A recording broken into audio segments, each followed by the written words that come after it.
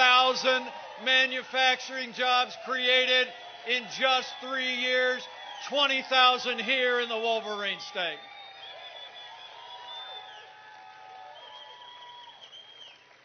I'm telling you, leadership matters. And I promise you, President Donald Trump and I will always put Michigan workers and Michigan jobs first. So it's been about security and about prosperity. But President Donald Trump, every day of this administration, has also stood strong for the rule of law. We've appointed more than 200 conservatives to our federal courts at every level. And I can tell you firsthand, they are all men and women who will uphold all the God-given liberties in our Constitution, like the freedom of religion, the freedom of speech, and the Second Amendment right to keep and bear arms.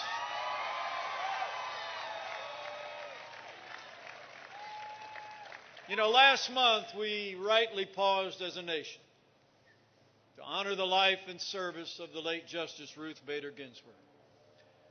But when the memorials were over, President Donald Trump fulfilled his duty under the Constitution when he nominated a brilliant, principled, conservative woman to the Supreme Court of the United States in Judge Amy Coney Barrett. Isn't she something? Amazing. Amazing. Well, they're in day 3 of those hearings in the United States Senate. The President and I have continued to call on senators to provide Judge Barrett with a respectful hearing and to respect that nomination every day. But, you know, we have reason to be concerned. I mean, you all remember a couple of years ago when Judge Barrett was nominated to the Court of Appeals out this way, the ranking Democrat on the Judiciary Committee criticized her Catholic faith, saying, and I quote, "The dogma lives loudly within you." And Hollywood liberals already started attacking her faith from the day the President nominated her to the Supreme Court. Well, I got a message for the Democrats and their Hollywood friends. That dogma lives loudly in me. That dogma lives loudly in you.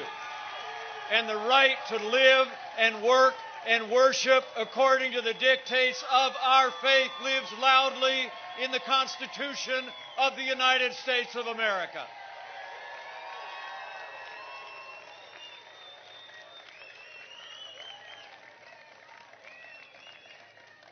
So the Senate has a job to do.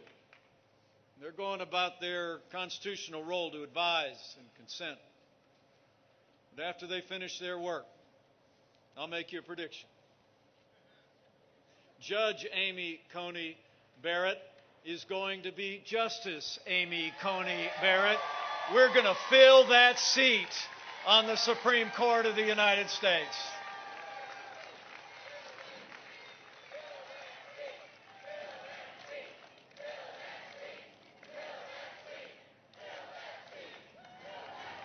Now, while we're talking about the Supreme Court, the people of Michigan deserve to know that after 150 years with 9 members of the Supreme Court of the United States, leading Democrats in Washington are actually talking about packing the court. You all saw Joe Biden refuse to answer the question during the presidential debate. His running mate, Kamala Harris, during the primaries, actually said that she was, quote, absolutely open to packing the court. And when I tried to get her to answer the question during our debate, she ducked it. Last Friday, Joe Biden was asked if voters didn't deserve to know if he plans to pack the court, and he said, quote, no, they don't. And yesterday, he dodged the question again. Refused to rule it out. You know, when you're running for the highest office in the land, you owe it to the American people to say whether or not you're going to respect the highest court in the land. You know, there's only one explanation why they won't answer the question. You know, out here in the heartland, we like to say, you know, I was born in the morning, but not yesterday morning. I mean, come on, everybody. They're ducking the question because Joe Biden and Kamala Harris are going to pack the Supreme Court with liberal judges if they win this election. They're going to add seats to the Supreme Court of the United States and fill them with activist judges in what would be the biggest power grab in American history. But we're not going to let it happen. We're going to re-elect President Donald Trump for 4 more years and re-elect a Republican majority in the United States Senate with John James in that chamber.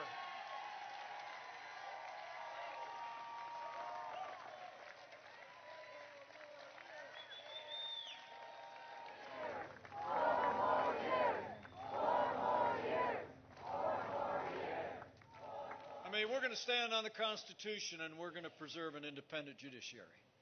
It's just that serious. And speaking of the rule of law, I couldn't be more proud to serve alongside a president who has stood every day with the men and women who serve in law enforcement at every level across America. You know, President Donald Trump and I know what you know. And that is the men and women who put on the uniform of law enforcement every day are the best people in this country. They deserve the respect of every American every day. You know, when I was growing up down in a small town in southern Indiana, we used to drive up to Chicago where my folks grew up, visit my grandparents, and see my uncle getting dressed for work as a young man, still living at home. He put on that police officer's uniform in the Chicago PD. And me and my 3 brothers would just stand there in awe as he came out in that uniform with that sidearm at his side. All of my heroes wear uniforms.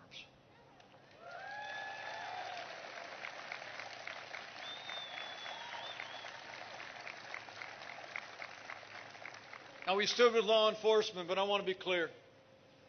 President Trump and I will always support the right of Americans to peaceful protest.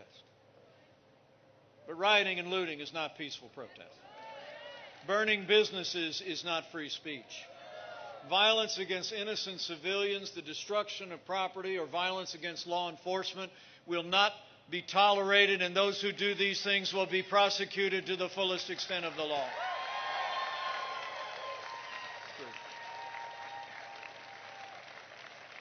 Now, for months, all Joe Biden and his running mate talked about were peaceful protesters, remember? All summer long. Well, the American people literally watched businesses in their communities burn. That debate last week, I traveled there and invited Flora Westbrook to join me. I'd met Flora in Minneapolis just a couple weeks earlier. Wonderful African-American business owner.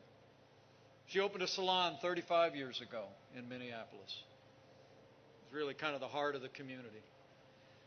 And she told me in the days following the killing of George Floyd, she watched as the violent looters and protesters came closer and closer to her business until they burned her out. Flora deserved better. All of our families deserve better. And we're going to rebuild Flora's business, rebuild that community for all of our families in all of our cities. We're going to make it safe. We're going to do it. What a wonderful woman. You know, the truth is, I think you all know, Joe Biden would double down on the policies that have literally led to violence in our major cities.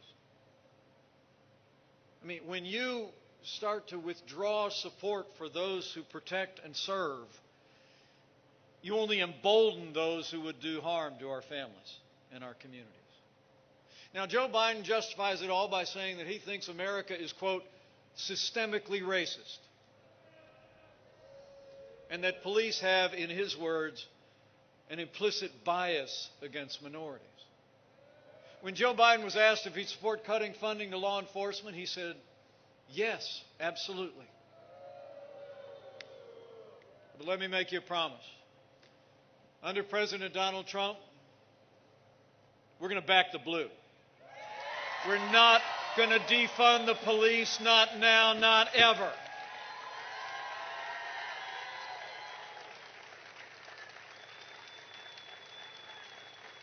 We're going to have law enforcement in every city, in every state, in this nation for every American of every race and creed and color. So help us God.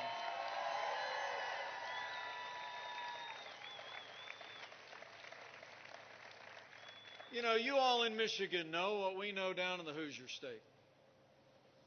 We don't have to choose between supporting law enforcement and supporting our African American families and neighbors and other minorities that live in our cities.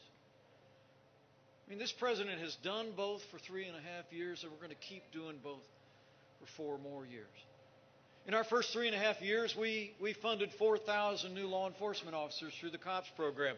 With the violence engulfed many of our cities, we launched Operation Legend, named after a 4-year-old boy who was literally killed in his home while he slept in a pillow fort he and his dad had built.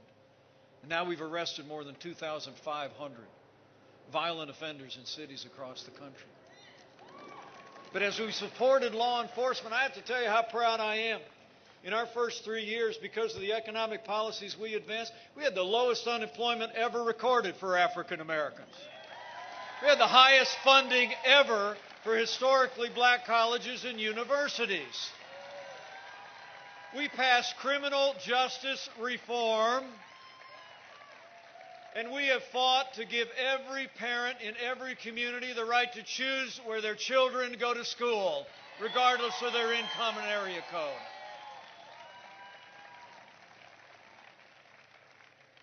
So we've supported law enforcement and we've supported our minorities, and we'll keep doing it for 4 more years. And every single day, as we've supported the rule of law, this president has stood strong for the right of every American to live, to work, to worship according to the dictates of their conscience. People of faith have no greater champion than President Donald Trump.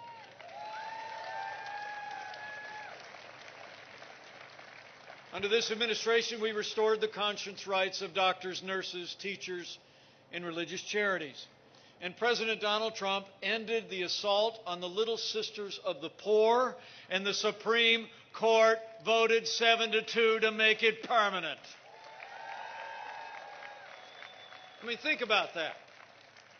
You know, I'm the product of 8 years of Catholic education. I have nothing but love and a deep respect for nuns. Can I get an amen on that? Anybody else? Thank you very much. But think about that. Little Sisters of the Poor, these are incredible women, answered a call of faith, a call of service, took a vow of poverty to do nothing other than help the underprivileged in their communities. And when Joe Biden was vice president, they hauled him into federal court to force them to compromise their faith and live under the mandates of Obamacare. And believe it or not, after the Supreme Court ruled, Joe Biden announced that he was going to reimpose the Obamacare mandates on the Little Sisters of the Poor and religious institutions around the country. In fact, the religious intolerance spans their whole ticket. His running mate, Kamala Harris, actually attacked one of our nominees to the federal court because he was a member of the Catholic Knights of Columbus. Well, let me make you a promise. With 4 more years of President Donald Trump in the White House, we're going to respect the religious freedom of every American of every faith. So help us God.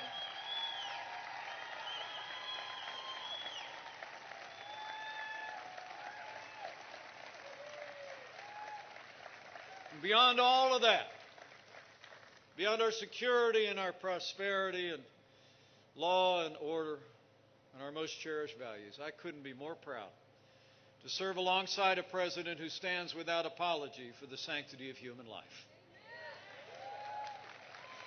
Where Joe Biden and Kamala Harris support taxpayer funding of abortion all the way up to the moment of birth,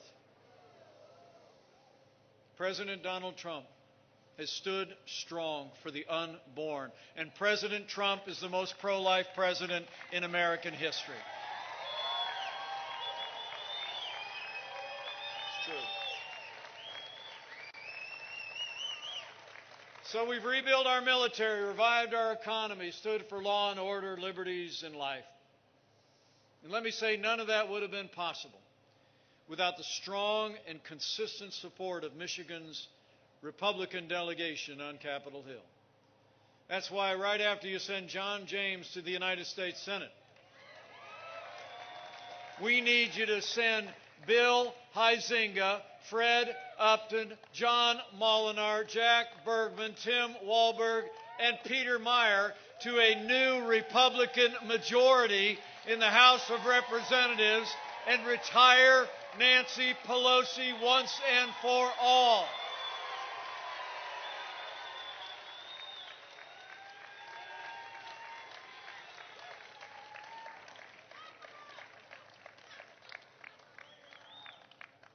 You know, when you look at what we all were able to accomplish with Republican majorities in the House and Senate in our first 2 years, it's incredible.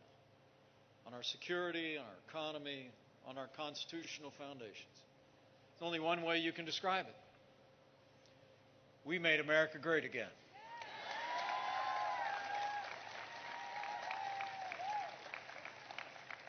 And then the coronavirus struck from China. But I can tell you, when there were only 5 documented cases of coronavirus in the United States, all of which had come back from China, President Trump did what no American president had ever done. He suspended all travel from China, the second largest economy in the world. Now, Joe Biden said that was hysterical. He said it was xenophobic.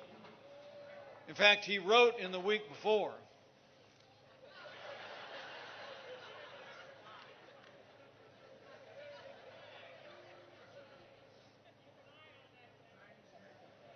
I always keep an eye on the flag.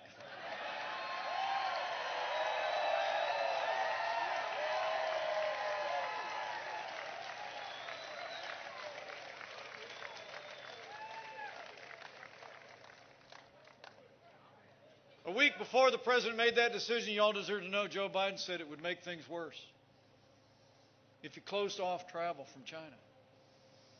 And in fact, back when they were dealing with the H1N1 in 2009, when Joe Biden was vice president, they refused to close the border to Mexico.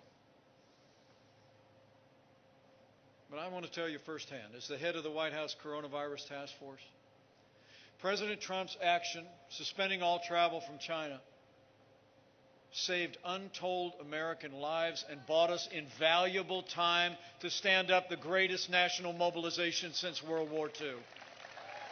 It's a fact. We reinvented testing. We've done more than 120 million tests already. We saw to the manufacture and the delivery of billions of supplies, of PPE and medical equipment to our incredible doctors and nurses. We've been developing medicines and therapeutics at a record pace, and we're on track to have the first safe and effective vaccine before the end of this year, with tens of millions of doses available for the most vulnerable. As President Trump said Saturday on the South Lawn, through the power of American science and medicine, we will eradicate the China virus once and for all. And that day will come. You know, I spoke to the president this morning, told him I was headed to Michigan. And I'm happy to report to each and every one of you, he's back on the plane today. The president and the first lady are doing great, and he is out on the campaign trail.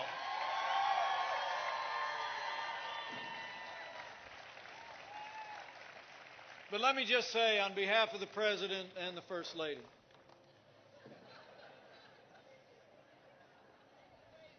how moved we've all been by the outpouring of love and concern and prayers, not just for the first family, but for every family that's been impacted by loss and difficulty through the midst of this pandemic. Those of you that are here and looking on that have lost loved ones or are struggling with this virus, just know you've always been in our hearts.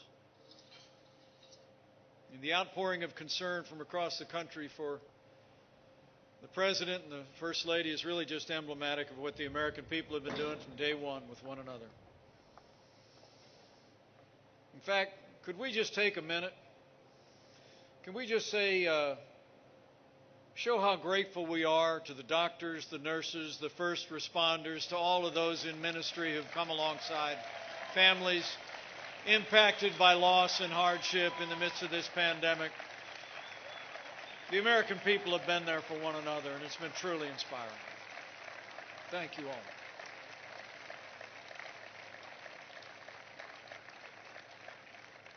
And I promise all of you, we're going to keep making sure that our doctors and nurses have all the resources they need to provide the level of health care to anyone in this country that we'd want a family member of ours to have. We're going to keep protecting the vulnerable and keep saving lives. And while Joe Biden is talking about shutting down the economy, under President Donald Trump, we're opening up America again.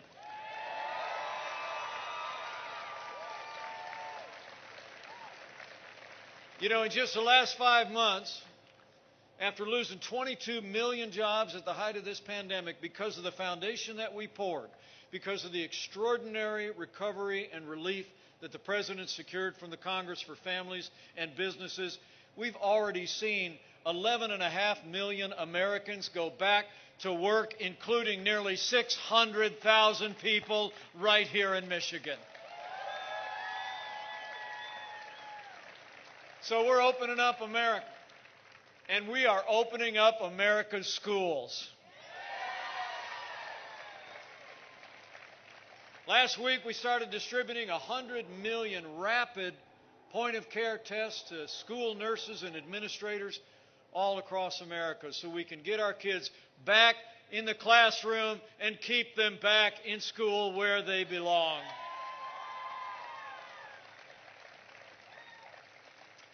And thanks to President Trump's leadership, a week from this Saturday, Big Ten football is back. Michigan State will be back on the gridiron at Spartan Stadium, and the Wolverines will be back in the Big House.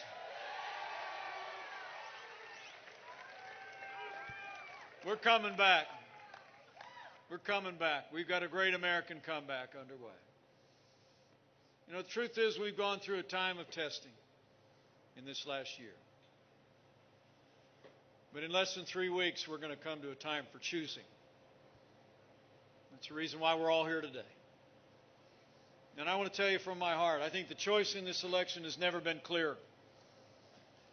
The stakes have never been higher. It's amazing to think, in the middle of a global pandemic, Joe Biden wants to raise taxes by $4 trillion. President Trump, we not only cut taxes across the board in our first 4 years, we're going to keep cutting taxes for middle-class Americans for 4 more years. Joe Biden wants to bury our economy under an avalanche of red tape. The President had to remind him the other night that he actually supports the Green New Deal. He wants to put us back in the Paris Climate Accord.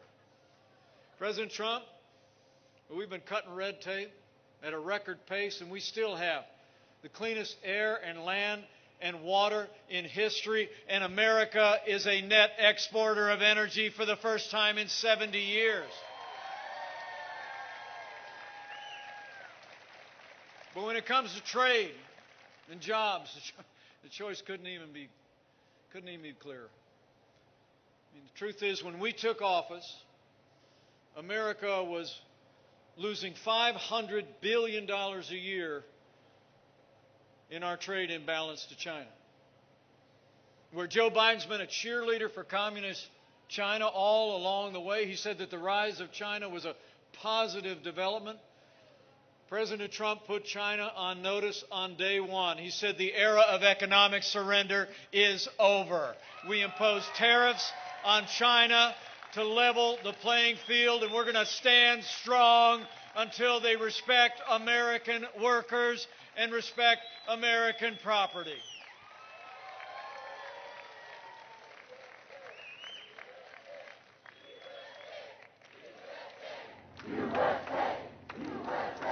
And here in the heartland, I don't have to tell any of you about the impact of NAFTA. It's amazing to think, in the days since NAFTA was signed into law, we literally saw 60,000 American factories close, and many of those jobs go south of the border. Down in the Hoosier State, I saw one community almost entirely shuttered as thousands of jobs disappeared overnight and left our shores. I mean, the truth of the matter is, all along the way, and Joe Biden never lifted a finger to reform NAFTA, to renegotiate it in a way that put American jobs and automotive jobs here in the heartland first. But thanks to the man who wrote The Art of the Deal, America's got a way better deal. NAFTA is gone, and the United States-Mexico-Canada agreement is here. Now, you may not know it, the USMCA is a huge win for America, but it's a big win for Michigan and Michigan auto workers. Under the USMCA, 75% of all auto parts have to be made in North America, and 40% of them have to be made by workers making the average hourly wage equal to the average hourly wage in the United States of America. We are protecting American workers, protecting American jobs with the USMCA. It's true.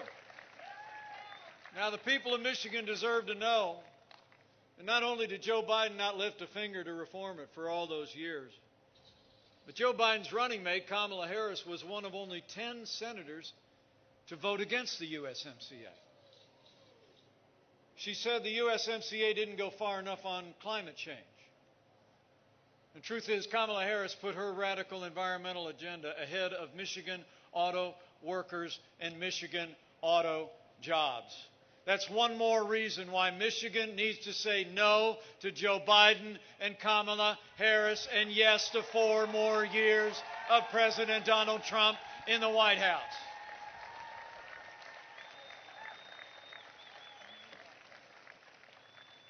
And it's not just about jobs, it's also about our health care.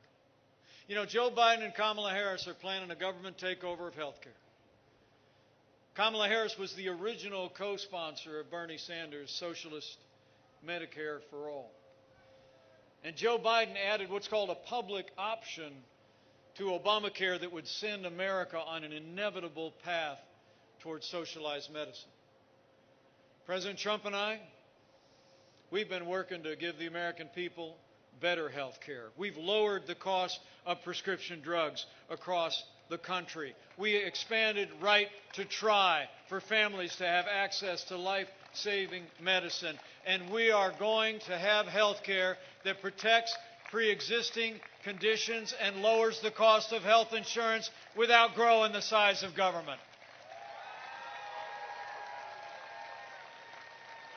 We're going to reform our health care system in a way that respects the doctor-patient relationship, is built on the power of the free market, and makes sure that America will never be a socialist country on health care or in any other way.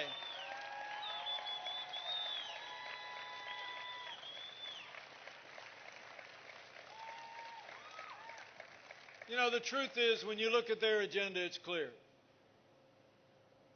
Joe Biden would be nothing more than a Trojan horse for the radical left. Now, Joe Biden says that democracy's on the ballot. The President and I believe that our economic recovery is on the ballot. Law and order are on the ballot. But I think there's also things far more foundational to our nation that are on the ballot as well.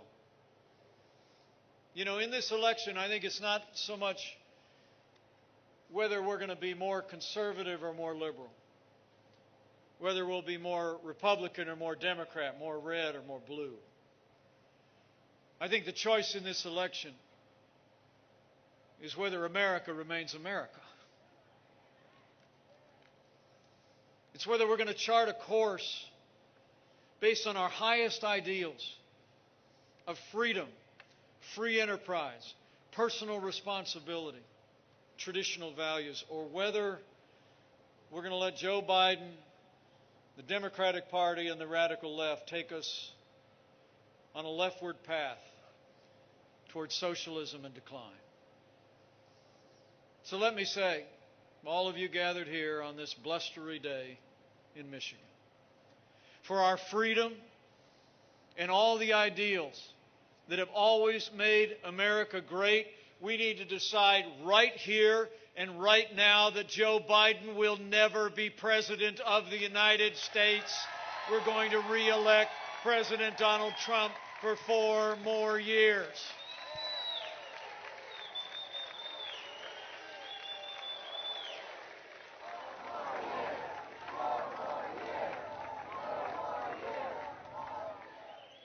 So I need you to be out there, folks. I need you to tell your neighbors and friends what 4 more years means. I mean, tell them you were over at Lax Enterprises, you ran into Mike, standing in front of this beautiful flag. And I told you to tell them, 4 more years means more jobs. 4 more years means more judges. 4 more years means more support for our troops and our police. And you tell them I said it's going to take at least 4 more years to drain that swamp.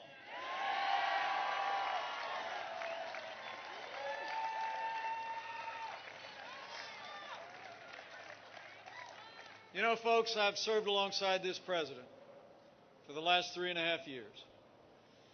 I've only known him for about 4. We'd met a few times before I met him on the campaign trail, but some people think we're kind of different.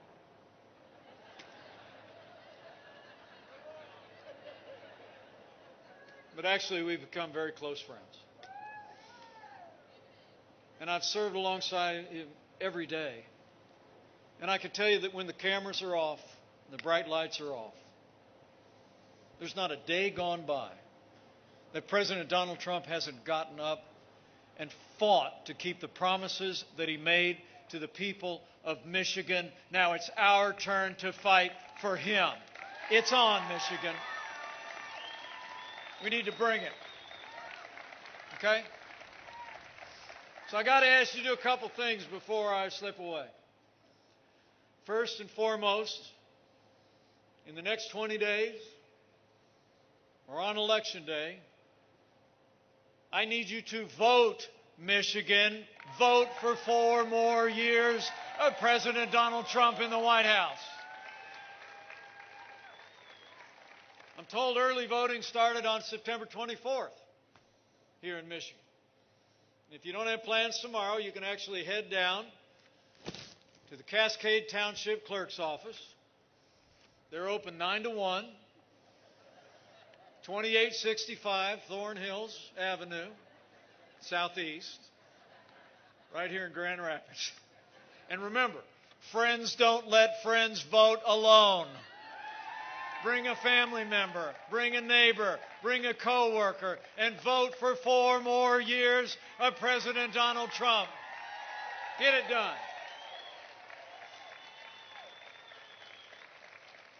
And after you vote, I need you to do just like you're doing today. I need you to go out and tell the story. I need you to bring the enthusiasm. Talk to your neighbors and friends at worship, at work. Say, you know what, I ran into Mike the other day at Lax Enterprises, and that guy stood out there and talked for like an hour, just like summarizing everything that we got done and how this president has led us through this challenging time. Tell them about the choice in this election. Lay out the stakes. Because, honestly, I keep thinking about this time in the election 4 years ago. And all the polls back then, kind of like now, didn't look so good, did they? I mean, literally, we had a whole range of different pollings. One where we were losing by a lot and others where we were losing by a little. Right? But I knew something else was going on. Because I was traveling around the country. I was seeing good people like you. I saw the tens of thousands of people that were coming out for our candidate. I was seeing the hundreds of people that were coming out when I'd come into town.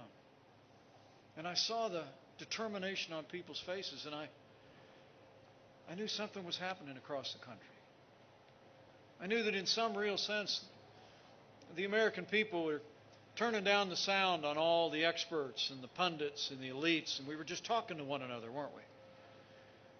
And that's what we need to be doing again, every day for the next 20 days. You know, it's great to be back in Grand Rapids because for the President and me, the campaign actually ended early in the morning on Election Day in Grand Rapids. Maybe some of you were there. Remember? I mean, I was up at the podium right when it ticked, just right past midnight, and I looked at this little Timex watch, and I remember I leaned in and I said, "Welcome to Election Day, the day that Donald Trump's going to be elected President of the United States," and he was. And we had like 20,000 people out after midnight. And when he arrived, he gave a talk like from 1 in the morning till 2 in the morning. And the enthusiasm was incredible. But I'll never forget what he said to me when he came off the stage. The crowd was thundering. It was 2 in the morning, early on Election Day. And he came walking off that stage. He slapped me on the shoulder and he said, "Mike, I don't know about you, but this doesn't look like second place." And it still doesn't, Michigan. We're going to deliver a win on November the 3rd. But it's going to take all of us to do it again. So I encourage you to do like you did before. Right after you vote with a friend, do just like you did 4 years ago. Tell your neighbors and friends all that's at stake. And lastly, I just say one more thing, and that is, as I've traveled all across this country the last 4 years, I've come to two firm convictions. America is a freedom-loving nation, and America is a nation of faith. I mean, for all the time you turn on the television, like a question I got from a little girl at the end of the vice presidential debate, you turn on the TV and it seems like people are always arguing. It seems like there's more division than ever before. I truly do believe that there will always be more that unites us in this country that can ever divide us, and chief among those things is faith. And so I would just say to each one of you that if you're inclined to bow the head and bend the knee from time to time, I encourage you to do that too over the next 20 days. As we work to get out the vote, to tell the story, I just encourage you to remember those ancient words that Americans have clung to in much more challenging times. That if His people, who are called by His name, will humble themselves and pray and turn, He'll do like He's always done through the long and storied history of this nation. He'll hear from heaven, and He'll heal this land. This one nation, under God, indivisible, with liberty and justice for all. So pray for America. Pray for all of the American people, and it'll make a difference. So thank you all for coming out. Thank you for your enthusiasm.